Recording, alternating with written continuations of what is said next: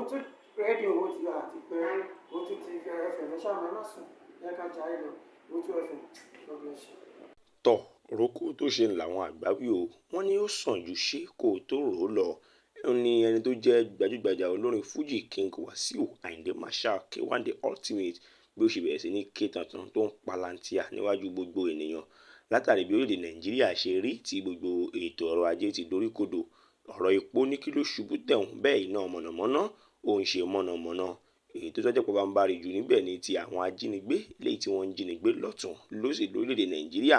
èyí ló mú kó máa sọ fún ẹni tó jẹ́ ààrẹ orílẹ̀-èdè yìí ìyàn Bọ́lá Tinubu wípé kí ni tó ṣẹlẹ̀ gbogbo àwọn ìlérí tẹ́ ẹ ṣe fún wa nígbà tí à ń ṣe ìpolongo ìdìbò fún yín kò sí kankan nù ẹ̀ tẹ́ ẹ tí ì múṣẹ.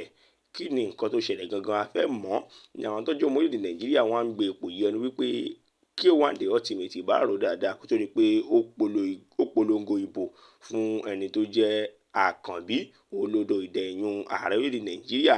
ẹ wo ó wà nínú fọ́nrán yìí ẹjẹ́ àfihànlẹ̀ kẹ́ ẹ wò ó kẹ́ ẹ bá lè gbádùn ẹ̀ kẹ́ ẹ gbọ́n tí King Wasiu Ayinde Marshal kẹ́ ẹ gbọ́n tó sọ nípa Tinubu látàrí bí orílẹ̀-èdè Nàìjíríà bí ó ṣe ń ṣe ségesège. kódà ó tún fi kún un gan wípé inú àwọn ọmọ orílẹ̀-èdè Nàìjíríà ó dùn sí ẹni tó jẹ́ ààrẹ orílẹ̀-èdè pé kí bàbá yìí wá wọ̀rọ̀kọ̀ kó fi ṣàdá kó tó di wípé àsìkò ọ̀hún rẹ̀ kọjá lórí. kò tó gbàgbọ́ Nàìjíríà kò tó gbèsè rí. Àkànbí ọ̀gá mi ẹ̀jẹ̀ wa ń ṣe sí. àwọn aráàlú wọ́n kọ́ wọ́n sunkún ìyà ń jẹ wá gbọ́dọ̀ Aláìndé kò tún síná.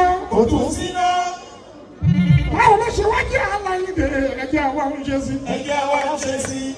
àwọn èèyàn bàjẹ́ àríjẹ́nìdì máa dàrú ẹ̀wá bí forí pamọ́ sí. Àkànbí.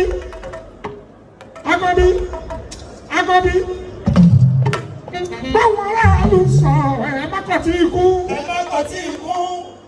aláàánú ni Àkànbí aṣíwájú. gbogbo ọmọ Nàìjíríà à ń bínú. gbogbo ará Nàìjíríà à ń bínú. àwọn oníṣòwò ńlá yìí wọ́n ń bínú. ẹ̀wọ̀n tó wọ̀ dànù àdàmọ́ wà lọ́wọ́. ọ̀rọ̀ wọn jí ni bẹ́ẹ̀ ní Nàìjíríà ojúṣe wa jẹ́. Àkànbí Adémi ẹ̀jẹ̀ wa ń ṣe sí. mo wá ń bá àlù ẹ̀jẹ̀ ní sùúrù f'Àkànbí.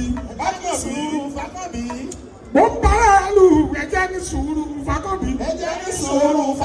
gbogbo tó wà nílẹ̀ yìí l'Àkànbí mi máa tún ṣe.